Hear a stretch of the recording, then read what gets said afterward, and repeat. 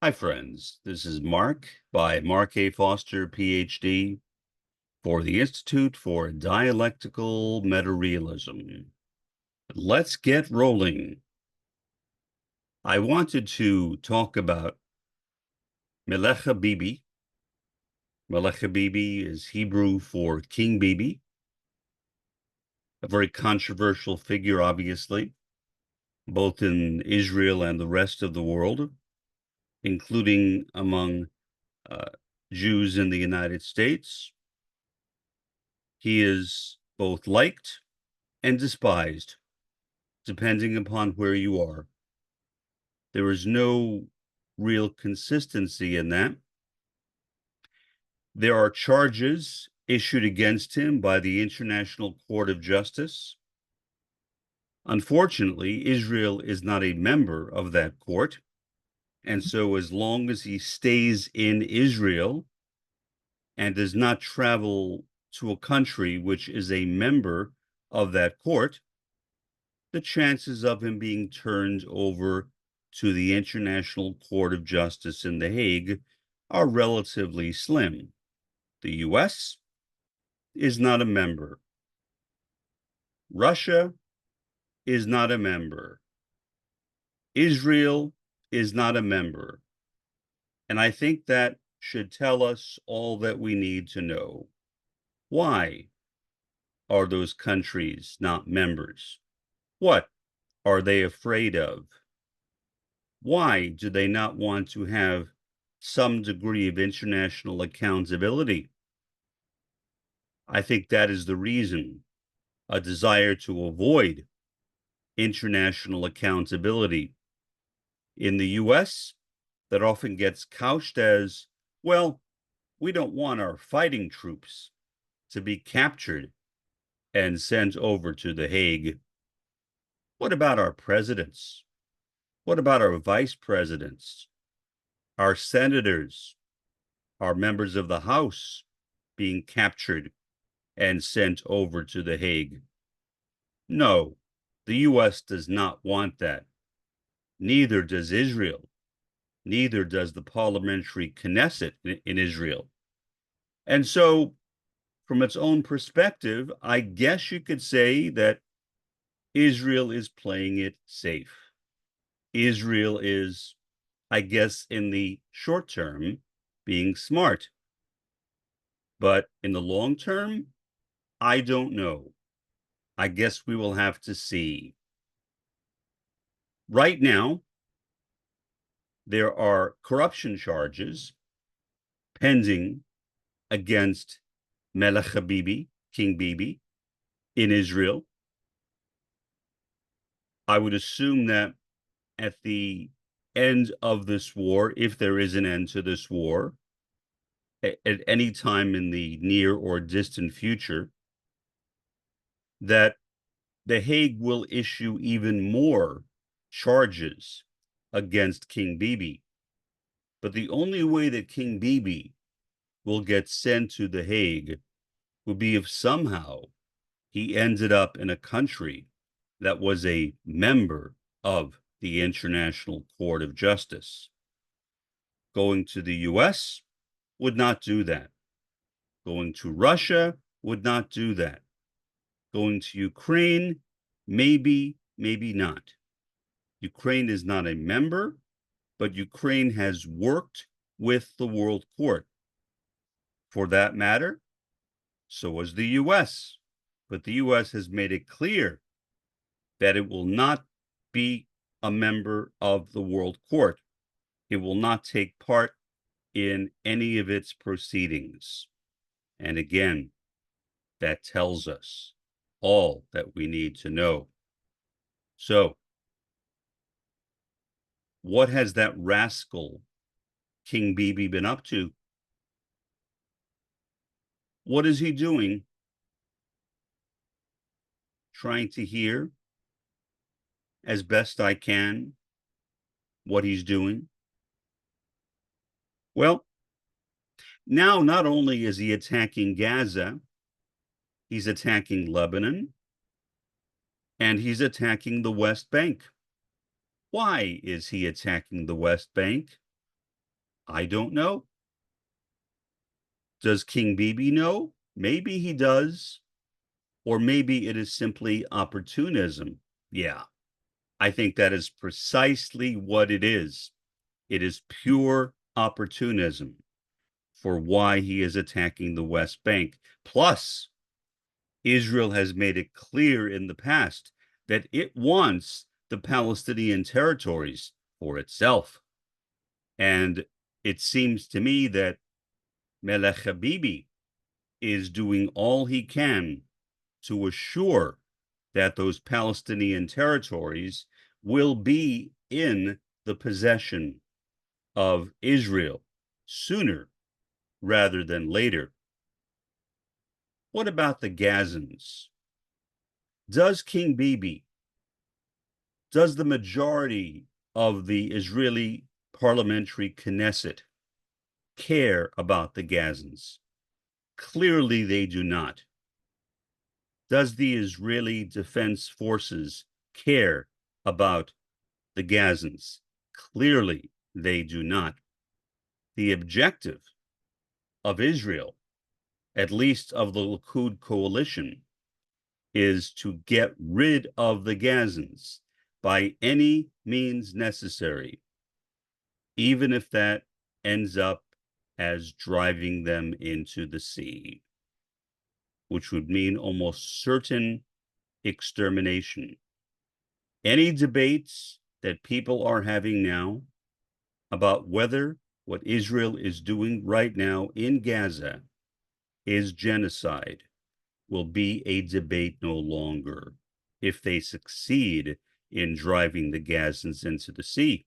Now, why it is even a debate right now is unclear to me.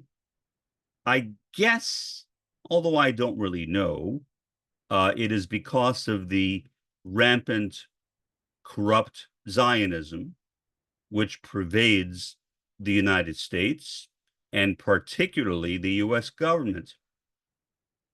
So we do not want to acknowledge the obvious. The rest of the world, for the most part, has turned against Israel, is siding with the Palestinians. That is new, relatively new. Generally, most of the first world has tended to survive with Israel. That is not true right now. So the US and Israel are isolated. But does that bother the US? No. In November, there will be a presidential election, as you all know. Trump versus Harris. Before, it was Trump versus Biden. Back then, it appeared that Trump would win. Trump certainly performed better than Biden, who is obviously suffering dementia right now.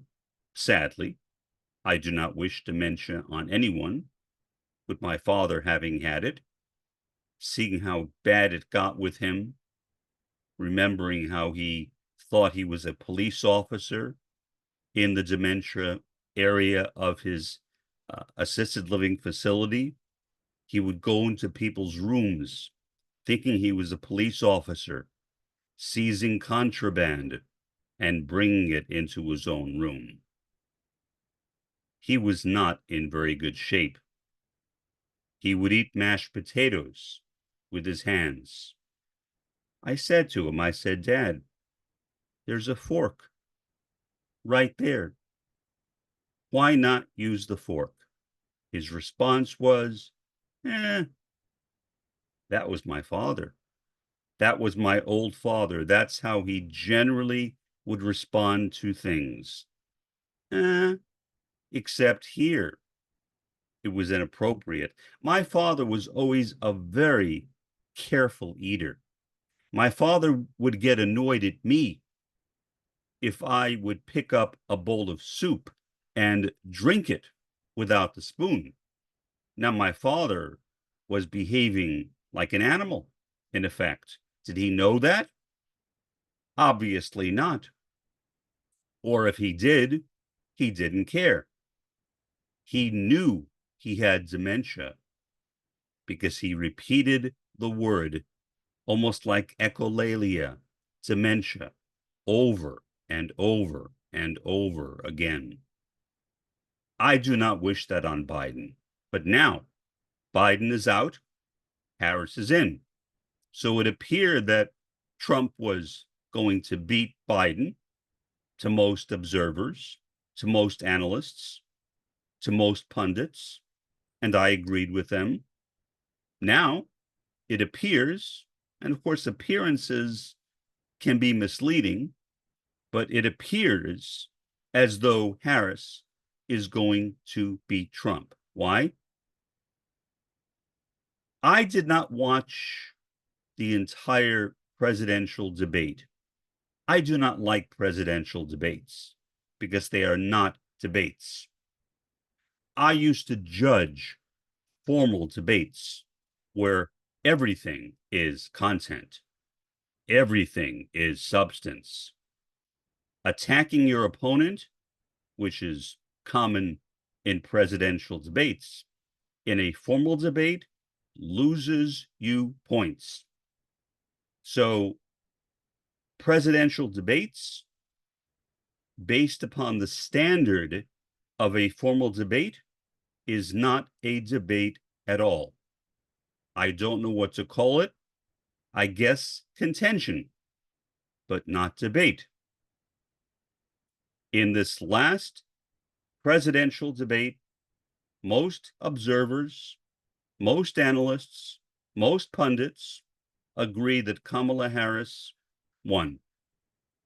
I agree to, although I did not see the entire thing, but I saw enough of it to make that evaluation. I cannot bring myself to watch entire presidential debates as someone who used to judge formal debates. Formal debates, true debates. I know what a debate is. And it just disgusts me watching these faux debates that people think are actually debates go on between presidential candidates. I do not want to watch them. Regardless, back to the subject. Both Trump and Harris, and before Harris, Biden, have pledged their support for the Zionist entity, for Israel. And so, does it really matter? Does it really matter who is elected president? As Bund, I would say no. Now, there may be other factors. I realize that my Bundism, my anti-Zionism, is not the only thing to consider. But for me, it is at the top of the list. I watch how Gazans are being killed. Now people in the West Bank are being killed. Now people in Lebanon are being killed. People in Iran have been killed. Clearly, Netanyahu is trying to start a wider regional war and bring the United States in. That is clear. He wants to avoid accountability. He wants to avoid appearing in a trial court. Will that happen? I don't know. He is a smooth operator. I'll give him that. He has beat the odds for a long time, but sooner or later, in most cases, the odds catch up with all of us. And so I doubt that Mẹlẹख़ە Bibi will beat the odds forever. So what, in fact, will happen to that man? Your guess is as good as mine. I don't know. What I do hope, however, is that fewer Palestinians, fewer people in Lebanon, fewer people in Syria, fewer people in Iran will be killed That's what I hope. I have no comment at all on people being killed in Israel. That should not be taken to assume that I want them to be killed. I simply have no comment on the subject. I guess that's because that is not a priority for me. Israel started it. Now, you can argue that Hamas, which entered Israel and staged its operation, started it, but I disagree. Because in my view, Hamas was staging a jailbreak. When people are prisoners unjustly, they have a right to stage a jailbreak. So no, in my view, Hamas did not start it. Israel started it by imprisoning Gazans. That is what got this whole thing rolling, not what happened with Hamas, not their incursion into Israel. That is basically irrelevant, not their taking of Israeli hostages. Now, I hope that they do well. I don't want any harm to come to those of them that are still in Gaza. But do I really care? No, that is not a priority for me. Do I care about the Gazan hostages that are being kept in Israel? You bet. You bet. You bet. Because I know that many of them are being kept in Nazi-style concentration camps. Shouldn't Israel have learned? Israel was started as a direct result of the Holocaust. In the Holocaust, Jews, Gypsies, Roman Catholics, Jehovah's Witnesses, and others were killed, but mostly Jews. 6 million of them, approximately. And they were killed under very horrendous conditions. Around the world, no one really knew what was going on in Germany and surrounding countries in the Third Reich. But when the war ended and journalists were able to get in to those death camps, to those ovens, and they saw those bodies piled up, they finally knew the world was justifiably horrified at what Hitler and his henchmen had done. And so, for the first time, the possibility of a Jewish state seemed plausible. And it was the US in the UN Security Council which put Israel over the line, giving the Zionists enough votes to establish an Israeli state. But even before that, the Zionists were in Palestine, burning down Palestinian buildings, notably a Palestinian hotel. We should have known. Now, I was not alive then, but I know people who were. We should have known who these people, who these Zionists were, and what they were going to do. We should have known. But I guess the better angels, if we can call them that, spurred on by the Holocaust, made us forget, made us ignore the operations going on in Palestine.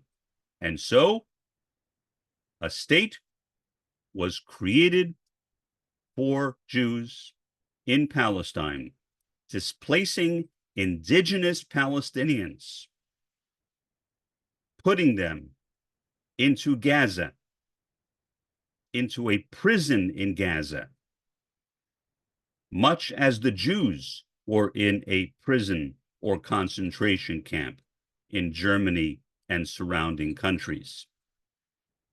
So no, Israel never learned its lesson. It simply repeated it. And now more recently, some Israeli officials are even quoting Nazis. They're quoting Nazis as justifications for what they are doing and have been doing to Palestinians. Do they have no shame? I would say no. Apparently, they have no shame at all.